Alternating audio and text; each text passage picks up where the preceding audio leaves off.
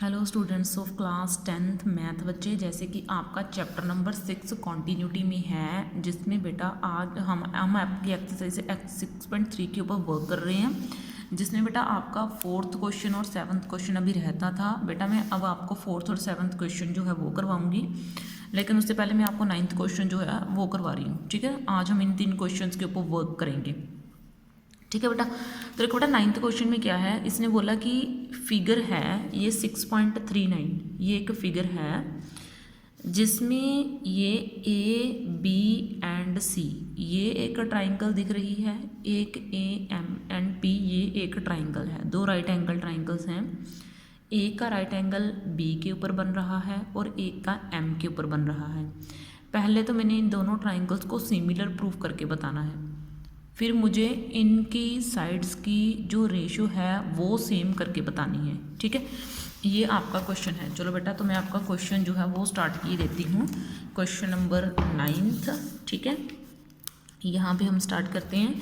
सबसे पहले हम इसकी फिगर जो है वो जनरेट कर लेते हैं। कुछ इस तरीके से बेटा इसकी फिगर है, ये कुछ इस तरीके से ये मैंने जनरेट कर दी है। ठीक है ना, ये देखो हमने एट्थ क्वेश्चन जो है ना पहले कर लिए थे। ठीक है, अब मैं आपको 9th क्वेश्चन जो है वो करवा रही हूँ बेटा। तो मैंने इसका सी, ये रहा ए, ये रहा बी, ये रहा पी, ये राइट एंगल इधर, एक राइट एंगल इधर और ये एम। ठीक है, ये बेटा मैंने उठा लिया। अब देखो उसने बोला कि मुझे प्रूफ ये करके बताना है। ठीक है ना, प्रूफ मुझे क्या करके बताना है कि ट्रायंगल ए बी सी वो सिमिलर है ट्रायंगल ए एम पी की। ठीक है ना, यानी कि ट्रायंगल ए बी सी यानी कि ये वाले ट्रायंगल वो इस ट्रायंगल के क्या है, सिमिलर है। ठीक है ना, तो सबसे पहले तो इन दोनों में ये एंगल 90 डिग्री मुझे दिया हुआ है, इधर से एंगल एम और इधर से एंगल बी। ठीक है ना, तो मैं ये लिख रही हूँ एंगल ए बी सी यानी कि ये वाला एंगल ए बी सी वो इक्वल है कौन से एंगल के, ए एम पी के यानी कि इस एंगल के। ठीक है ना, क्योंकि ये भी 90 डिग्री है और ये भी 90 डिग्री है, तो ए एम पी के क्यों इक्वल है, क्योंकि ईच जो है वो क्या है 90 डिग्री। ठीक है ना, और एंगल ए दोनों में कॉमन आ रहा है, क्यों, वो इस ट्राइंगल में भी कॉमन आएगा, वो बड़े वाले ट्राइंगल में भी कॉमन आएगा। तो एंगल ए और एंगल ए क्या आ रहे हैं, इक्वल। तो ये क्यों है, क्योंकि ये कॉमन है। ठीक है ना, तो ये दोनों ट्राइंगल्स क्या हो जाएंगी, सिमिलर। क्यों, क्योंकि हमने पढ़ा था कि अगर दो एंगल्स क्या हो जाएं, सेम हो जाएं, तो उनकी जो ट्राइंगल्स हैं वो भी सिमिलर हो जाएंगी। ठीक है ना, तो अगर ट्राइंगल्स सिमिलर हो तो वो ट्राइंगल्स कॉन्ग्रुएंट भी हो जाती हैं। अगर ट्राइंगल्स क्या हो, सिमिलर, तो वो ट्राइंगल्स कॉन्ग्रुएंट भी होती हैं। ठीक है ना, तो इसलिए C A upon P A is equal to B C upon M P. अगर ट्राइंगल्स क्या हैं, सिमिलर हैं, तो वो क्या होंगी, कॉन्ग्रुएंट पक्का होंगी। ठीक है ना, अगर ट्राइंगल्स कॉन्ग्रुएंट होंगी तो ये चीज़ पक्का होगी। अगर ट्राइंगल्स सिमिलर हैं तो सिमिलैरिटी का मीनिंग क्या है कि उनके एंगल्स तो इक्वल होंगे ही होंगे, उनकी साइड्स की रेशो भी क्या होगी, सेम ही होगी। यानी कि सेकंड पार्ट तो मुझे प्रूव करने की ज़रूरत ही नहीं पड़ी, वो तो मैंने सिमिलैरिटी की डेफिनेशन से ही प्रूव कर दिया। ठीक है ना, कि अगर ट्राइंगल्स ही सिमिलर आ गई भाई, तो ट्राइंगल्स के सिमिलर आने का मीनिंग क्या है कि उनके एंगल्स तो सेम है ही है, साथ ही साथ उनकी साइड्स की रेशो भी सेम है। ये अगर हम बोलें तो सीपीसीटी की प्रॉपर्टी से लगा दिया। अगर सीपीसीटी की प्रॉपर्टी नहीं लगाना चाहते, सीपीसीटी वैसे सॉरी लगेगी भी नहीं, तो आप ये लगा देना, ये लिख देना, corresponding sides of similar triangle, कि जो ट्राइंगल जो सिमिलर होती हैं उनकी जो कॉरस्पॉन्डिंग साइड्स होती हैं आर प्रोपोर्शनल, वो क्या होती हैं, प्रोपोर्शनल होती हैं। ठीक है, तो इसके साथ ही बेटा मैंने आपका ये क्वेश्चन जो है वो कर दिया है डन। ठीक है, अब बेटा हम क्वेश्चन नंबर 4 की तरफ बढ़ते हैं। क्वेश्चन नंबर 4 में ये हमें दी हुई है एक फिगर 6.36।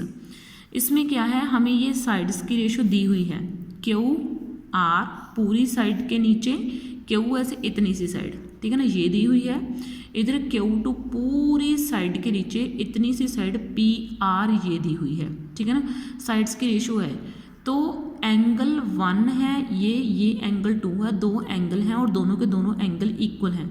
तो मुझे शो क्या करके बताना है कि पी क्यू एस, यानी कि ये छोटे ट्राइंगल वो सिमिलर है टी क्यू आर यानी कि इस बड़ी ट्राइंगल के, ये छोटे वाले ट्राइंगल वो इस बड़ी ट्राइंगल के सिमिलर है। मुझे ये चीज़ प्रूव करके बतानी है। तो सबसे पहले मैं फिगर को जनरेट किए देती हूँ, ठीक है ना। तो ये मैंने एक ले लिया है ट्राइंगल, ठीक है ना। ये कुछ इस तरीके से ट्राइंगल है, इसमें ये मैंने ले ली है, थोड़ा सा मैं इधर वाली तरफ बनाऊंगी पी एस को ताकि आपको थोड़ा दिख जाए। ये मैंने पी एस बना दी, ठीक है ना। मुझे इतनी सी ट्राइंगल को इस पूरी ट्राइंगल के सिमिलर प्रूफ करके बताना है कि वो इस पूरी बड़ी ट्राइंगल के सिमिलर है, जिसका नाम क्या है क्यू टी आर, ठीक है ना। कि ये पी क्यू एस वो इस बड़ी ट्राइंगल टी क्यू आर के क्या है सिमिलर है। मुझे ये चीज़ प्रूव करके बतानी है और मुझे ये चीज़ दी हुई है, पी को इस तरह आर से मीट करा गया है, ठीक है ना। अब उसने ये क्या बोला कि ये मुझे गिवन है, गिवन क्या है, क्या गिवन है ये देखो, अब आपने ध्यान देना है। गिवन मुझे है क्यू आर की रेशो क्यू एस के साथ, ठीक है ना। क्यू आर की रेशो, ये पूरी लाइन की रेशो इसके साथ दी गई है, क्यू एस के साथ दी गई है, ठीक है ना। पूरी लाइन की रेशो इसके साथ दी गई है, ठीक है ना। तो अब उसके बाद जो है, अब आपने एक और क्या दिया हुआ है इधर क्यू टी के नीचे आपको दिया हुआ है पी आर, ये रहा क्यू टी पूरी की पूरी लाइन क्यू टी, और इसके नीचे ये पी आर दी गई है, ठीक है ना, पी आर। और इसके अलावा मुझे बोला गया कि एंगल 1 और एंगल 2 आपस में इक्वल है। ये आपका एंगल 1 है और इधर आपका एंगल 2 है, ठीक है ना। अब देखो इस साइड का ये एंगल, अगर मैं इस ट्राइंगल की बात करूँ ना, इस ट्राइंगल की ऐसे करके ऐसे इस ट्राइंगल की बात करूँ तो इस ट्राइंगल में ये साइड का एंगल, ये एंगल इस साइड के इस एंगल के इक्वल हो गया, ठीक है ना। अगर एंगल इक्वल हो जाएं तो उनकी साइड्स क्या होती हैं इक्वल। अगर अपोजिट एंगल्स इक्वल हैं तो अपोजिट एंगल की अपोजिट साइड्स भी क्या हो जाएंगी इक्वल। इसकी ये साइड इसकी इस साइड के इक्वल हो जाएगी, यानी कि ये साइड और ये साइड इक्वल हो जाएंगी, ठीक है ना। क्यों हो जाएंगे, क्योंकि एंगल्स इक्वल हैं। तो यहाँ पे लिखना है देयरफॉर, तो पी क्यू जो है वो पी आर के इक्वल है, ठीक है ना।